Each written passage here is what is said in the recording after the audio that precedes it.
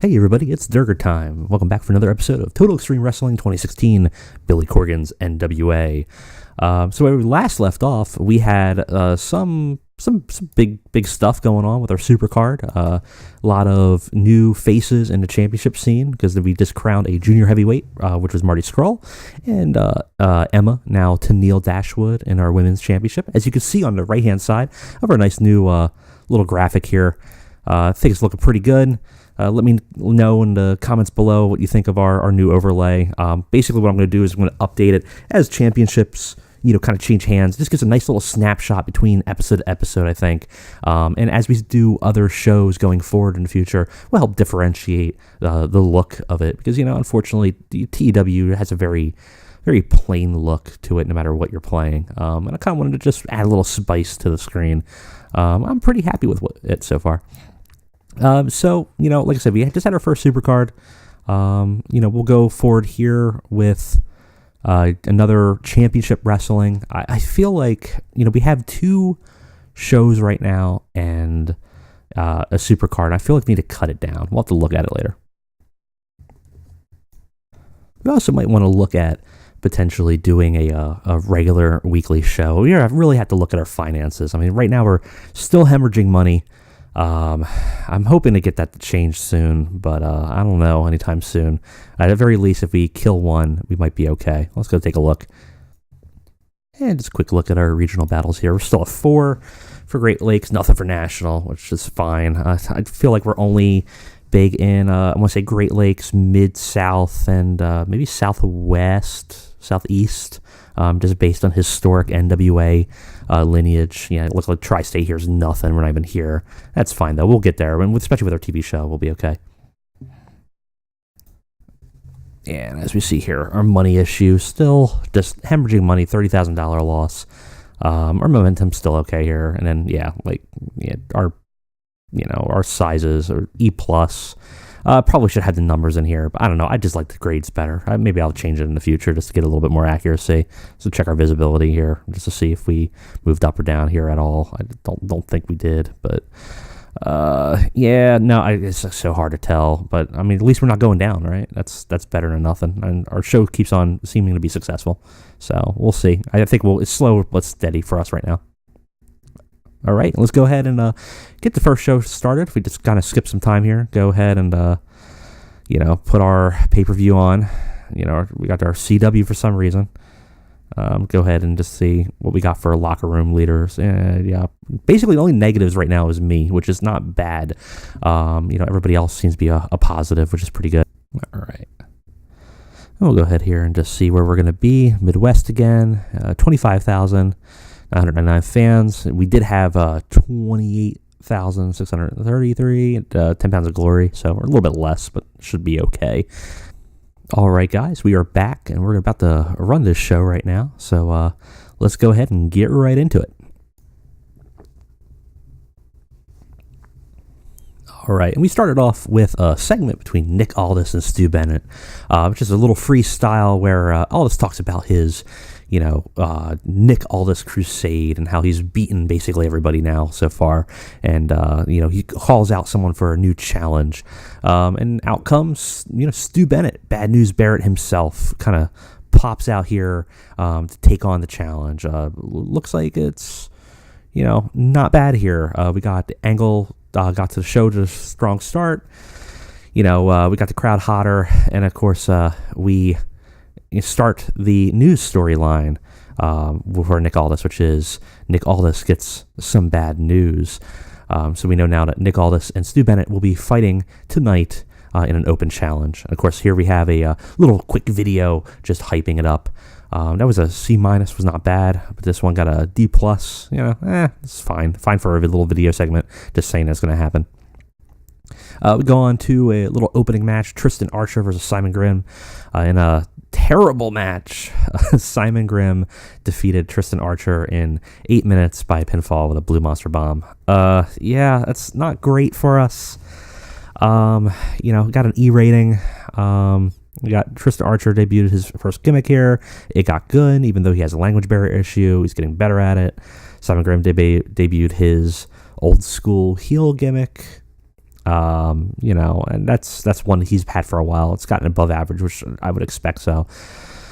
The match was poorly placed, and the crowd was already hot and didn't need it working. Yeah, I didn't anticipate the confrontation between Bad News and Nick Aldis to go so well, so I kind of had them as a working the crowd, so that probably definitely penalized us a little bit.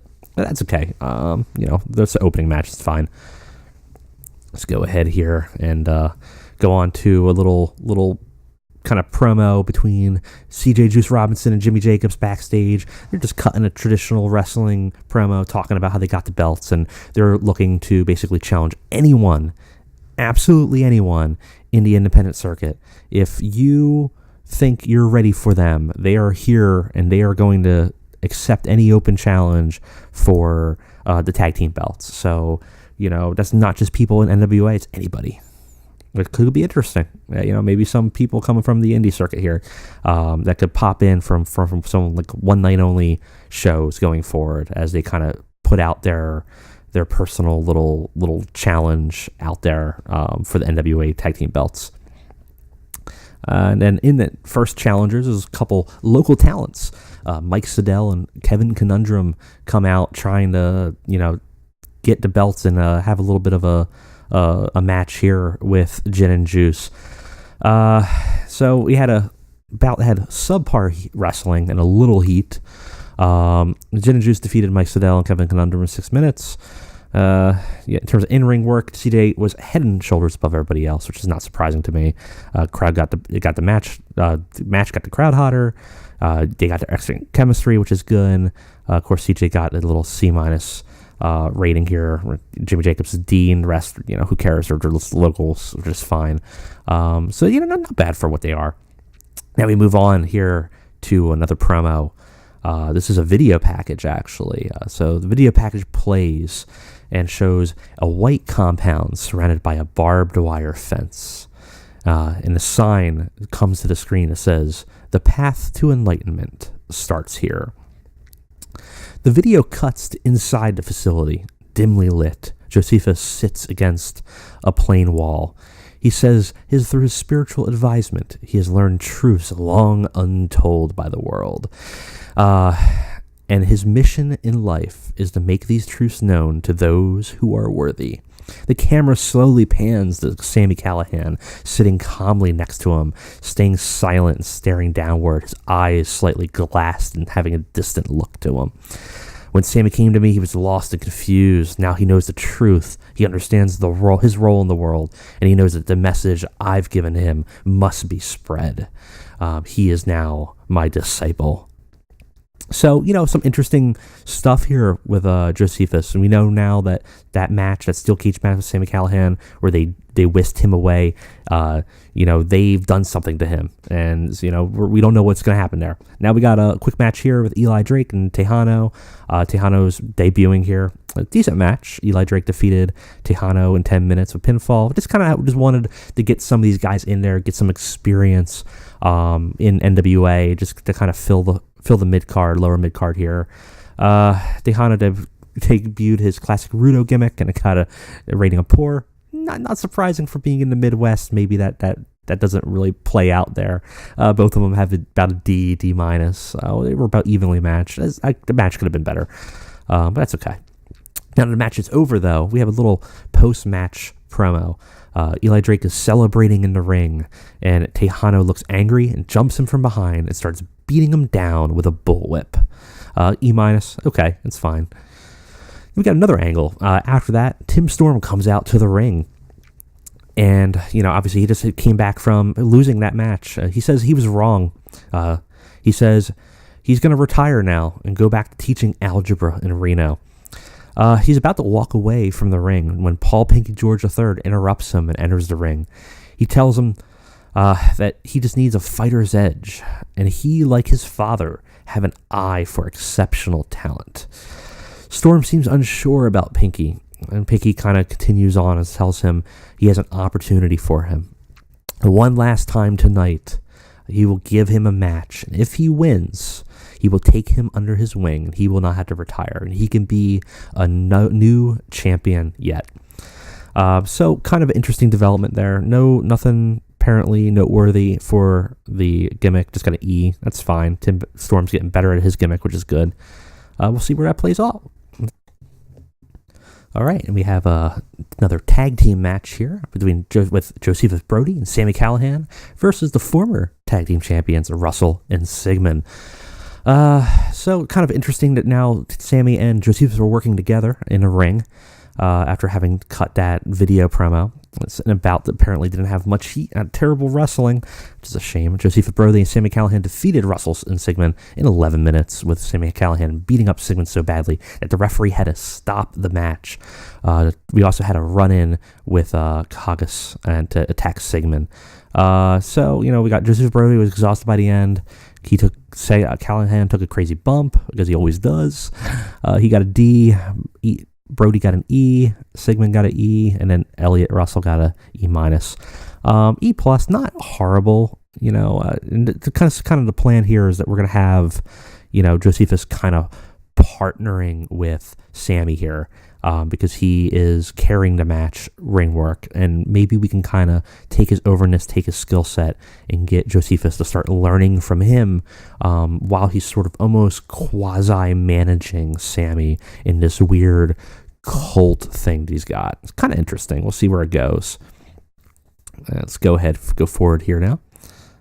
I think Josephus Brody needs to be booked a little smarter, says Raven. Yeah, we know. That's my fault, I guess. So we could have maybe even got a little bit more out of him if we didn't do it that way. That's fine. Now we have a 4-way that for the number one contenders for the junior heavyweight that Marty Scurll currently has, who could not be on the show because he just signed with Dragon Gate in between the break. So now I'm playing the game of pay-per-appearance people, no one wanting to actually be at NWA. But nevertheless, we have Will Ospreay versus Tyler Bate versus Chuck Taylor versus Rory Gulak in a number one contenders match. Got a D plus rating. In a bout that had decent reaction from the crowd, but subpar wrestling. How? Tyler Bate defeated Will Ospreay, Chuck Taylor, and Rory Gulak in 14 minutes when Tyler Bate defeated Rory Gulak by pinfall with a Tyler Driver 97. In terms of in-ring work, Will Ospreay was head and shoulders above everybody else. Rory Gulak was the weak link, which it makes sense. Match got the crowd buzzing. Will Ospreay came out looking good. That's really good. So he still looks strong there. He got a C performance. Tyler Bate got a D. Chuck Taylor got a D minus, and Rory Gulak got an E minus. Tyler, that's a weird one. Because I wonder. I mean, is he just underappreciated in the mod? I mean, he was WWE's next wrestler of the year or something like that in 2017. He had amazing matches. I think it was one of the top 100 in PWI last year. That's kind of odd. I'm kind of surprised by that, but sometimes I guess the mods aren't always perfect. That's just really, really kind of crazy. D plus, I really expected this to be a lot bigger of a match than it was, but what are you going to do, I guess? I was really thinking we were going to C minus, C plus with this. I even had to steal the show. Ooh, Ravens here. I think it's a bad idea to have Tyler Bate taking part in a match, which he's called in the ring. Oh, well, I did have them call it in a ring too. So maybe his performance is a little bit better than I think. Maybe that was my fault. Sorry, Fleisch. If you're watching this, I guess I shouldn't be criticizing your mod. Maybe you were right, and maybe I'm a bad booker. Sorry, man. So I guess we know in the future at least that maybe we have to book him a little bit smarter, and he doesn't have the skills to call it in the ring yet. I'll still question that, but whatever. Let's go ahead here. This could be a promo between obviously a very, very popular wrestler Enzo Amore and Colt Cabana. Got a C plus rating here, which is good. Enzo Amore cuts an energetic promo in the center of the ring and talks about being, of course, the realest guy in the room, the realest guy in the NWA, and yada yada, his shtick. But in the middle of that shtick, he's interrupted by Colt Cabana, who kind of makes his debut in NWA, in fact, at least on our stuff. He throws some shade at Enzo on the mic. He calls him a fear-mongering little midget who can't wrestle and whose bark is bigger than his bite. The two face off in the ring, and they're just shouting at each other. And, off the mic, you can't even hear what they're saying, but you can kind of imagine some of the expletives that they're slinging their way at each other. And eventually, Enzo starts turning away before sucker punching Colt right in the face, and the whole thing just devolves into a pure brawl in the ring. The two just start slugging each other. Refs and stagehands had to be pulled away. So Colt debuted. He got a below average, which is kind of surprising. And the storyline segment, Battle of the Blabbermouths, has begun. So we now know that Enzo and Colt basically are kind of duking it out a little bit, a little too much talking for Colt. Maybe needs to go a little bit more action from Enzo, maybe feeling like he's got a prima donna thing going on. C+, that might be one of our best segments we've actually had on the show. It's kind of interesting. Then we move on to a match here. We've got Tim Storm versus DJ Hyde. So this is the match that was set up for him by Paul Pinky George III. It's a poor match, unfortunately. Tim Storm defeated DJ Hyde in 7 minutes by pinfall after using a foreign object. So we've seen this in the past by him, right? We've seen him, get a little desperate and start cutting corners here. Tim Storm, DJ Hyde had a D, basically both D- for Tim Storm. So it's about on par with what we would expect from him. But nevertheless, Tim Storm, had a challenger given to him by Paul Pinky George, and he did defeat him, even if it was a little bit of a shady way that he did it. So that's kind of interesting. We'll have to see where that plays out now.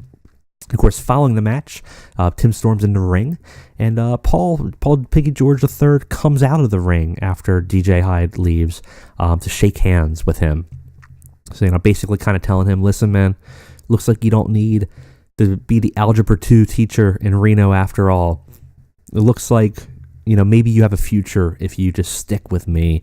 He's kind of, we don't know what slimy machinations Paul Pinky George III has, but we do know that whatever it is directly opposed to Billy Corgan and his vision of the NWA.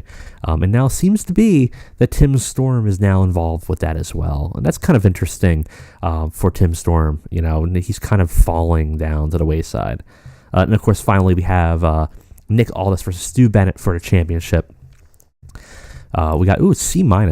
And about to have good heat and decent wrestling, Nick Aldis defeated Stu Bennett in 23 minutes by submission. Nick Aldis makes defense number 5 of his NWA World Heavyweight title. Nick Aldis seemed a little off his game, which is kind of surprising. Match did get the crowd buzzing, which is good. And they both got relatively comparable skill ratings for their performance. So Nick Aldis is slacking a little bit. And then we've kind of advanced the segment for Nick Aldis having some bad news. So we don't know. This might be the end of it, or maybe Stu's going to kind of come in here and cause some more problems for Nick in the future, even though he lost his title shot. This was set up as a match that actually was a slow build, a spectacle, and they kind of pulled it off. It's a shame. I don't know what's wrong with Nick Aldis or what's bugging him that he was off his game right now. That's kind of surprising. So, but overall, it seems like it was a pretty good match for us. And that ends the show. So let's go ahead and see what the ratings are, and we'll move it from here. C- show increased our popularity in one region. That's weird. I should have more regions increased, but I don't know. We 2,300 is less people. The C- rating's not bad. Some pretty good stuff here. Let's go ahead and do some speeches. Go ahead and give some encouragement to Tyler Bate. And definitely, I think probably should point out as a good example for Stu Bennett. So we could do some stuff with other people. If you guys haven't played with this, it's kind of interesting. Every time if you haven't played the game, you can actually change how you want to focus your wrestlers by kind of giving them some praises. I mean, it can get really draconian too. I mean, you can get, verbally eviscerated or repeatedly insulted on minutes on end. You can get pretty vicious on here. I tend to try to be positive, but you know what? Who do we want to do here? It's good to kind of course correct behavior too. So you're thinking about that. Actually, you know what? It might not be a bad idea. Yeah, let me find him on here. Where are you? No, not Tim. There you are, Nick. You know what? I'm going to be a little mean to you. I'm going to say, you know what? Yeah, you could have done better. You slacked a little bit. That's fine. It's not a big deal. We'll see. And he might not care, but it's a little way to maybe course correct, which isn't a bad idea. Yeah, he doesn't even care. Okay, that's fine. That's fine, Nick. That's fine. We'll see. All right, here. Let's check the news real quick. Feedback has been given excellent. Show went down really well, which is really good. So not that bad for us.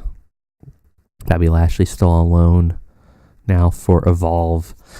So this is the thing that we're gonna have to fight with now, especially if we're gonna be looking at maybe doing a weekly show. We'll have to see really what our finances are here. But there's a lot of wrestlers that we have that just simply don't seem to they're not prioritizing NWA, right? We're too small for them, so they're prioritizing Evolve and Impact and New Japan, and there's a lot of appearances that they're prioritizing for other people. That's going to make it very difficult for us to have a consistent schedule. It's just consistent roster. I should say. So really had to look at some of those other people we've been talking about before that we might want to develop to kind of produce a loyalty. Let's go ahead and check here. Sammy Callahan's opinion. Josephus can't sell anything worth a damn, in my opinion. He needs to learn how to work. Well, Sammy, guess what? That's your job now, bud. You're kind of his partner. You're gonna have to be helping him out. So why don't you teach him? Maybe that's a good relationship I should foster. Josephus Brody can't. Oh man, Eli Drake also the same thing. Lucky for you, Eli, you don't got to deal with it. So why don't you shut up? Stop being salty. And contract ending for Sigmund. I mean, we won't let him. Actually, maybe we'll keep him. Maybe we won't. We can always use some enhancement talent. I don't think we have many plans for him much further though. So that's fine. We'll look at it later. We'll see what we're looking at. Let's go ahead here, see what our finances are. It's still not great, even though we only did that one. Oh no! I thought I put it on there. I'm an idiot. I don't think I put on the pay-per-view. So we lost that revenue. But even so, we're still losing a lot of money here. I'm really concerned about.